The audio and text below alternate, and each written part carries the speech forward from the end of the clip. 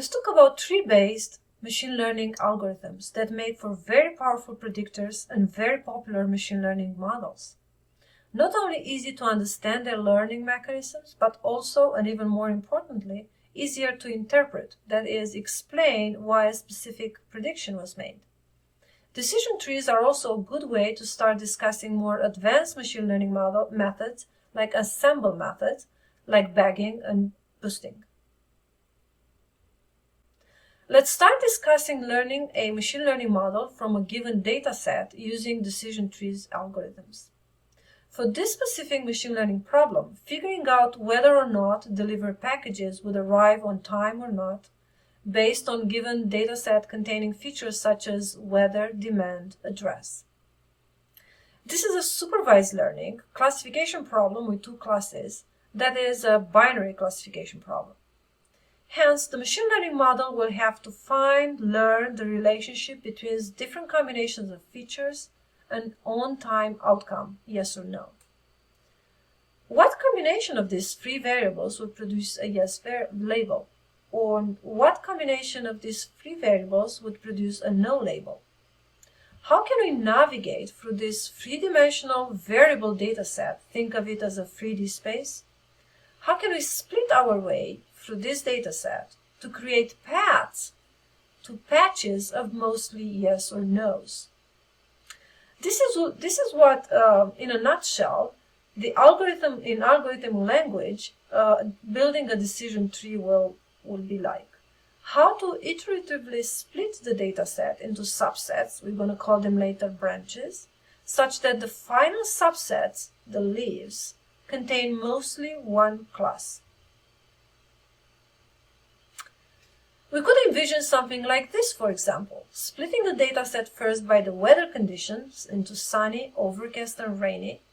In this overcast subset, that all packages are on time, and so we'd really have a clear-cut label classification for those data samples that contain weather equals overcast. However, for the other paths or other branches, as we'll call them later, we are dealing with somehow mixed patches, internal nodes as we're going to call them. So we can continue on our path to pure end objects of the tree called leaves, using features from the dataset to split again through these subsets. This is a simple and small dataset, but you can see how this process can go on, iteratively splitting the dataset into subsets such that the final subsets contain mostly one class. All makes sense intuitively, but how can a machine actually learn or build such branching flow charts-like structures appropriately called decision trees? How to pick the first feature to split for our dataset called the root, the start node of the tree? Now I know it kind of looks like an upside-down tree, but this is how trees are traditionally represented in machine learning. How to pick the next features, traditionally called internal nodes, to split further through the subsets of the dataset generated by the previous split, with the goal of reaching a point where we can have a clear idea of the label or the pattern of those subsets. And those final subsets will be called terminal nodes, or the leaves of the tree. So, in a more general question, how can we actually learn a decision tree? It helps if we think of each node, including the root, as a single feature of the dataset and its possible split points. For example, if it's a categorical feature, so we have here, it will be one branch per category or per value. If we have a continuous value, we can use a split or a threshold for the splits. Now, it really helps more to parallel this tree building process with playing the popular 20-question game of, I'm thinking of a science-related concept, ask me 20 yes or no questions to find out what concept I'm thinking of. Or I'm thinking of an integer less than 100, ask me 20 yes or no questions to find out what integer. In either scenario, hunting for the answer in less than 20 questions, that is, forces you to think about the dataset. Try your best to come up with the best questions, the best features that will split the possible, dataset answers out there. Now, the machine learning tree building mechanism, it's in a way similar. So while there are a few other tree building algorithms out there, here's the so-called ID-free algorithm that basically summarizes the steps kind of already mentioned. Growing a tree from the root node to the leaf nodes in this specific manner. Select out of all the features you have, or you collected, select the best feature to split, and we'll see how to do that a little bit later. Separate the training samples according to the selected features. Stop if you have samples from a simple class as we had with the overcast, weather overcast, or if we use all the features, and note it as a leaf node. Or continue with selecting the best features over again and separate the training subsets and so on and so forth. Now let's see how this algorithm would work on a 2D data set, that's a two-dimensional space for simplicity. And we're going to also use some numerical features, feature x1 and x2, and the goal is to predict the class y, which is two classes here, class 1 and class 2, using a decision tree. That is, again, a decision tree will iteratively split the data set into subsets through a root node, such that the leaf nodes will contain mostly one class, will be as pure as possible. Now, it's better to look at the two-dimensional space rather than the tabular data, so here are all our data samples in the x1, x2 dimensional space with color coding accordingly to their actual Y label. 1, it's the class 1 is shown here in blue, and class 2 is shown here in orange. Okay, so let's keep an eye on the ball here. That's again, given this data set with two features x1 and x2, let's predict the class 1 and 2, or blue versus orange, with a decision tree. So the question would be, what feature x1 or x2 to use to split this data set so the subsets will be more pure than the original, or whatever we see here, data set. So what features should we use to split the data set to best separate the blues from oranges? Here's our first choice, splitting the data set by the second feature x2, whether it's not is less than 5. This is not a bad split. One of the subsets contains only one class, the blue dots, while the second one contains mostly orange dots with one blue dot in there. While we can stop here with the tree building process and label the leaves accordingly to majority of class inside each, why not practice more and see whether we can push this tree building, improve the tree, meaning avoiding errors like the blue dot in the orange C. So we turn our attention to the mix node again. We still have some mix of class 1 and class 2 samples in there. And the question is again, what feature, x1 or x2, should we use to split this subset to best separate the class 1 blue dots from the class 2 the orange dots? Now, a short note here, features can be reused. You don't have to, just go and use the features they haven't used before. But just for fun, here's our second choice, splitting this subset by the first feature now, x1, whether or not it's less than 4.5. Not a bad split again. There are other splits you could have chosen, but this is the one we decided to use this time. So not a bad split again. This is one of the subset contains only the class 2, the orange dots, while the other subset, apparently we reached a tie. By the way, tie-breaking rules should be part of any decision tree algorithm. It can happen a lot. So if we decide to keep the tree building here, just to see if we can reach pure leaves, the question rises up again. What feature, x1 or x2, to use to split this mixed data set to best separate the class 1 blue dot, only one here, from the class 2 orange dot? Now, it doesn't look that, x1, it doesn't look to be a very good option, so we're going to go with x2, and we try to split at 3. It seems to work best. And there we have it, our decision tree building is complete. On this small training data set of 10 samples here, we have a decision tree, we ask 3 questions, so we have all the pure leaves at the end. Now, given this new tree, and given a new data sample, say this question mark point here, sitting roughly at around x1 equals 4 and x2 equals 4.5, we can use this tree model to label this data sample. So x1 is 4 and x2 is 4.5. There will be, if we go through the tree, x2 is 4.5, which is less than 5, so we go to the left. And x1 is 4, which is less than 4.5, so we keep going to the left. And therefore, according to our tree here, this new data sample will be assigned to the orange class. There will be class 2. Now, this seems easy enough when looking at things and data points this way. But how things work for other real-life scenarios, like the package delivery we just discussed earlier, where we have categorical features, or for more other complex problems and more features, more mixed data sets, and more data samples, say. How do we pick the best feature to split by which to slice our data space into subspaces at each step?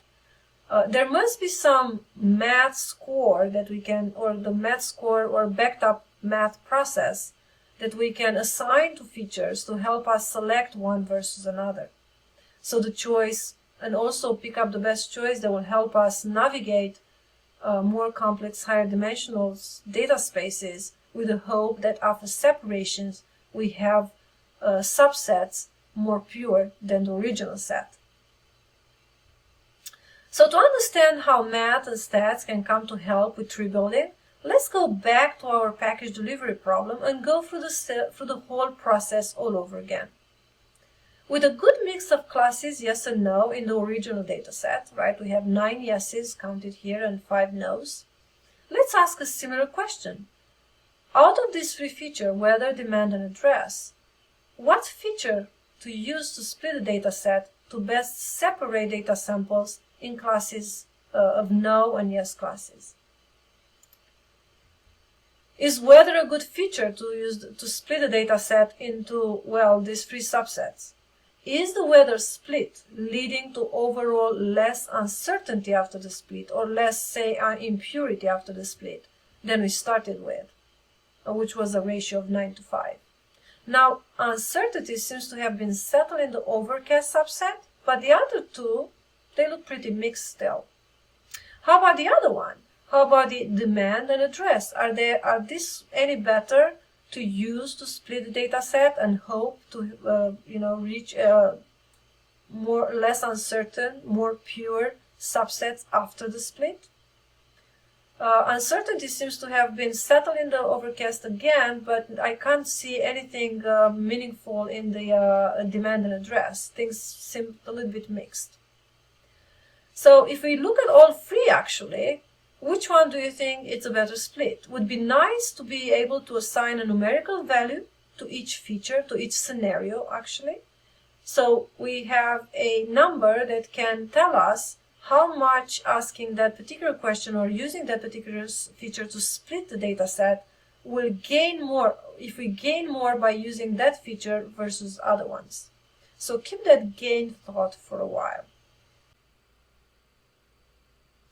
So what options are out there to measure uncertainty or impurity?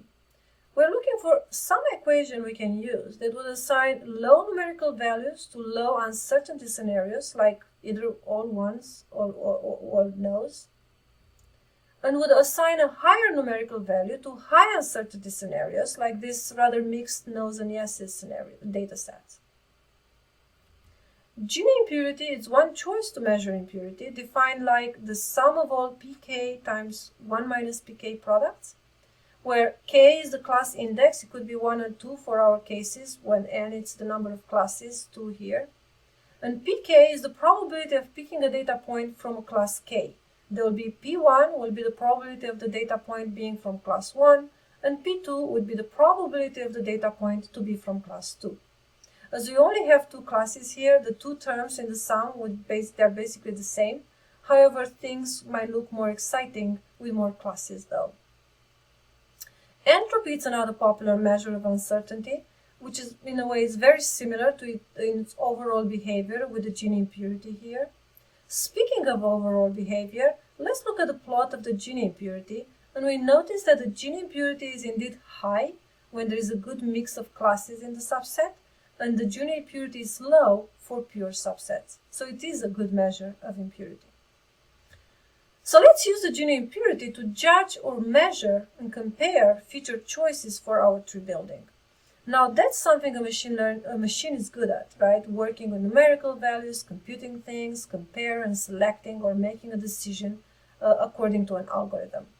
The goal here is to figure out what features should the algorithm select to split a data set to reduce the most overall uncertainty or impurity. Or in other words, what features should the algorithm select to split a data set to gain more class information as it either starts or moves along with the tree building process. To answer this, let's compute the so-called information gain for each feature and choose the feature with the highest score. The information gain is the difference between the set impurity before split, which is the same for all features, and the set impurity after split, which will be the weighted sum of all possible subsets impurities. Something like this. For the original set of 9 yeses and 5 nos, the probability of class yes is 9/14, the probability of class no is 5/14, and so the Gini impurity before split turns out to be, if we calculate all the products, and the sum will be 0.46. 0.46 Gini impurity will translate into something like there is a 46% chance of a new data point being incorrectly classified based on the observed training data that we have at our disposal. Now this number makes sense since it's quite a mix of yes and no here in the data, so the probability of misclassifying something is slightly less than a coin flip. Now let's see how Gini impurity looks like after the split on weather. Hopefully it's lower.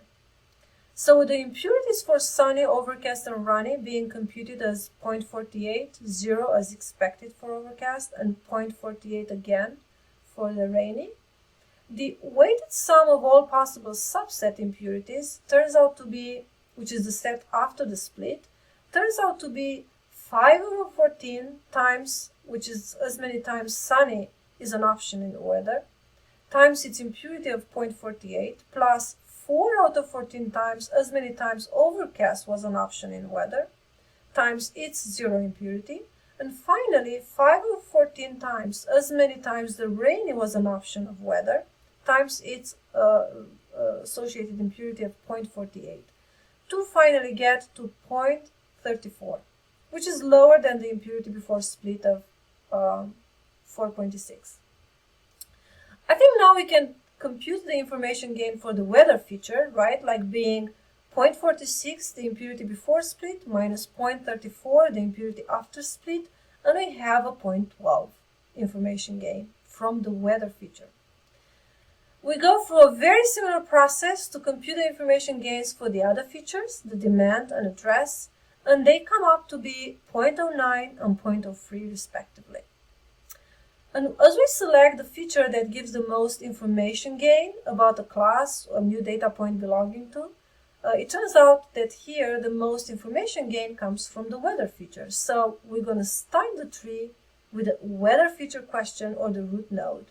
And we're going to continue with the algorithm, right? At each step, selecting the best feature to split using the information gain, whatever according to the subset you are, separating the training samples or subsets according to the selected feature, stopping if we have samples from a single class or if all the features were used, and note a leaf node, or assign the leaf node the majority class of the samples in there if we have a classification problem. Now, for a regression problem, a similar algorithm would be applied, tweaking a few things here and there to adjust for regression metrics and regression target. Now, while we have seen how decision trees can be easily built on both numerical and categorical dataset, the scikit-learn trees implementation on both classification and regressor trees, they expect numerical dataset. So make sure you encode your categoricals and you vectorize your text features before grabbing a decision tree from scikit-learn to train on your dataset. Other than that, It's very easy to train a decision tree classifier from scikit-learn with a fit method on the training dataset that's features along with its labels, and using the predict to make predictions on new data points with this trained tree. There are a few parameters to consider when tree building, or building your tree classifier, let's say. One of them is the criterion, which by default is the Gini impurity. It's basically what you use to do the splits, the tree splits. Entropy is the other choice in this library. Also, have a look at max depth, which by default is none. So by default, the scikit-learn will build as large of a tree as possible, right? Is the maximum depth of the tree.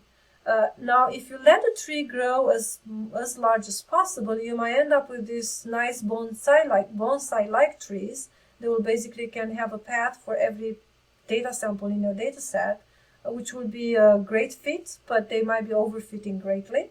So deeper the trees, they turn to overfit. Use this max depth hyperparameter to prune the tree, so to speak, controlling overfitting. Other parameters that you can control overfitting, the trees are very avid learners. They're going to learn anything that's there in the data set. So most of these parameters in the decision tree classifier class, they actually are there to control overfitting or underfitting, but mostly overfitting. So the other ones are mean sample split, which by default is 2. And this one defines the minimum number of samples or observations which are required in a node to be considered for more splits. The other one is mean sample leaf, which by default is 1. This one defines the minimum samples or observations required in a terminal node or a leaf. Again, they are hyperparameters. Try different values, see which one gives you a bit better overall performance of your models. Now, the class weight, the word by default is none. This is a classifier-specific parameter. You won't find it in the regressor. That can be used to have the algorithm adjust decision-making inversely proportional to class frequency in the input data. Say if you have a dominant class, right, you can play around with this class weight to make sure the classifier pays close attention to a rare class whenever they see one.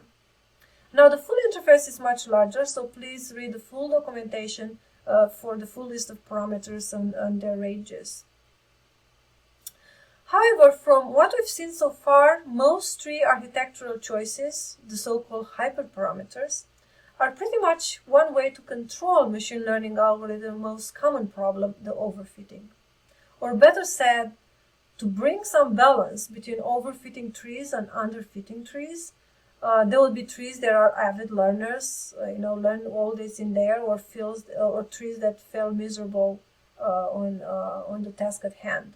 One more thing I want to add here, there are some trees out there that are called stump trees or stumps. They are the trees with only one yes or no question, like max depth would be 1.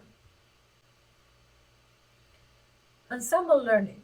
The goal of ensemble methods is to combine the prediction of several weak models built with a given learning algorithm on a given dataset in order to improve over a single model. First of all, ensembling works for both regression and classification problems. Secondly, weak models, also known as base estimators, are weak learners. That is, performance-wise, these models are slightly better than random chance or guessing. So let's see how ensembling might work.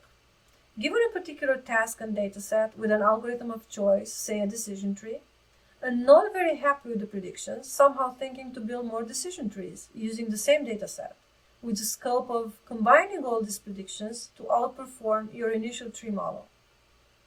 Question number 1 would be how to train multiple learners such they're all actually different. Because if the dataset is the same and if the model algorithm is the same, you'll have the same model and the same prediction all over again. That's not very useful. So how to change a bit or what to change a bit to get to train different models? Now, once you figure out how to get those different models, the second question would be how to combine their predictions to get one prediction to beat all the individual ones. We will be discussing the following ensemble methods: bagging, which will be like building independent estimators on different samples of the original data set and average or vote across all predictions. Boosting and boosting, which is building estimators sequentially, each subsequent one attempting to boost the performance of the previous one by overcoming or reducing the error of the previous sample or previous model. The way bagging works, which is short for bootstrap aggregating, given a task or a data set and a choice of machine learning algorithm or weak model, one idea to train multiple models having access to only one data set, such that they actually are different models, is to resample the data multiple times, say n times, by bootstrapping, which is sampling with replacement from the original data set. That is, if you sample a point and you put it back, and you sample again a point and you put it back until you filled up the desired size of your sample. And then you move to the next sample and you fill up as many samples as you desire. This will magically produce more data sets from your original data set. So, for example, here, right, we have a sample size, we have a data size of 9 elements, and we can select as many samples of size 6 as we want with replacement. It could end up that we have only 1, so it could end up that we have only 9s, or a good mix. Usually 63.2% of the original data set would be in the samples, and the rest will be quite a few repeats. Now, second, on each of these bootstrap samples, so to speak, we build a simple model like your decision tree with your parameters, your 3 parameters. And then you vote across all of your model's predictions for the final ensemble prediction. Note the word independent estimators here, which implies that bagging could easily be parallelized for speed and functionality.